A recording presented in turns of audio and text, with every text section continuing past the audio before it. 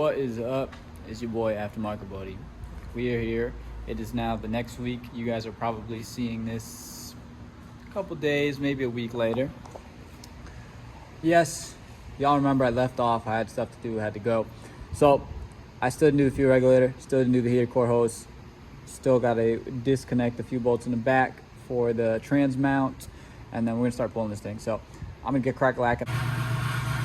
So here we begin.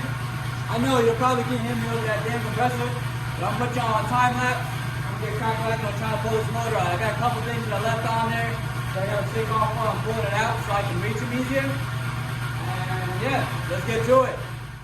So I'll give y'all a little play-by-play. You see me jack up the car real quick, then I'll lower it. The reason I did that was to make it so it's in an aggressive stance, because the motor wants to go up and the trans wants to stay down, so it naturally makes it stay level. It makes it easy for me to get it out.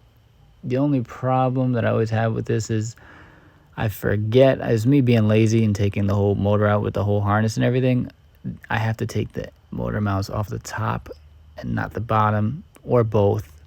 And I didn't do that, and I killed one of the motor mounts. And then you see me here, I'm fighting the shifter linkage. I put tension on it, I forgot to take it out. And then it was being a pain. And then the next thing was the heater core hose. It was crusty. I got both clips off, still didn't want to come out. Right after that, I'm pretty sure the motor came out pretty easy, which you'll see here.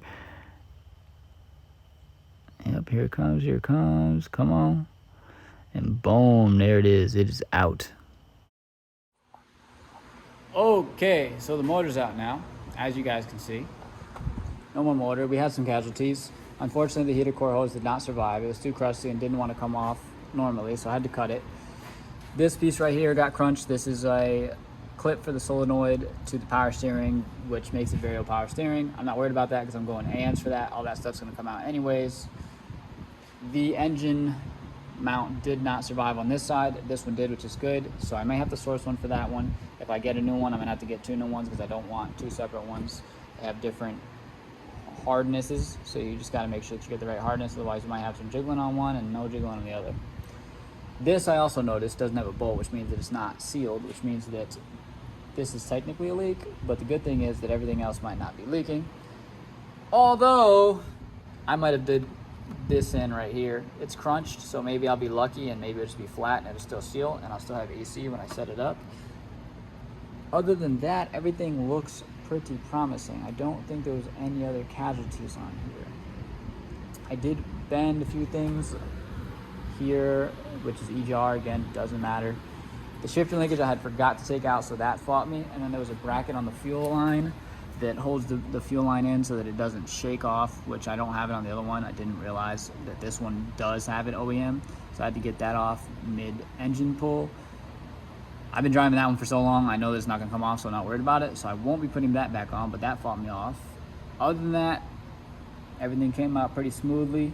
I didn't break anything else other than the clip and those other few things. So next we'll be taking off this trans. I got a few more bolts. This is the cruise control to the trans that I'm taking off now. I actually took off all the connectors. I actually even took off the parking thing that tells it that it's in park, or whatever the ECU for that. I'm gonna try something different here and try to keep it in the system so that maybe the car will read it and I won't even have to do any wiring. I don't know, I didn't do it last time. I was pretty novice as far as like knowing what cars were doing and the ECUs and what they were thinking and all of that. So there was that. So I'm gonna try that and see if I can get away with not having to wire anything, just keeping it in park like I did with my other car. I rewired it that way so it thinks it's in park, but this one's going to keep the ECU. It's so small, and then I'll try to keep the connectors so that maybe the car doesn't act up. That one didn't act up as far as the ECM talking to the trans. It just knew that it was AWOL, and then once I wired it and put it in park, it thought that it was there and it worked just fine. So right now I'm just disconnecting that, and I'm just making sure I'm going to keep all these sensors. There's only one I couldn't get off, which I'm gonna try again once I get this trans off, but I got all these bolts off and I'm just getting off this cruise control wire, and then this will come off and we will have just a motor and we'll get to see the back of the motor. Okay, so I'm done cleaning up, done finishing everything up. Motor and trans is separated. Still got to get the torque converter off, but I'm not worried about that right now. Couldn't get the sensor off the trans. This is going to be going to the scrapyard. Pretty much buttoned everything up here so nothing's leaking. Put all this stuff away, put all it on the side for now. Still got to do the throwout bearing on that one, get that one prepared to go into the car.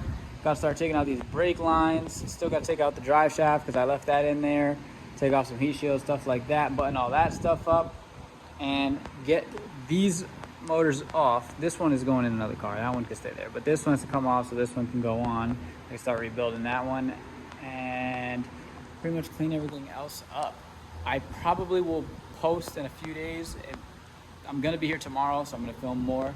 I just don't know if I'm going to post consecutively. It's a lot going on. But I definitely will be posting more. Hopefully you guys enjoyed this. I will see you guys on the next video. Take it easy and later.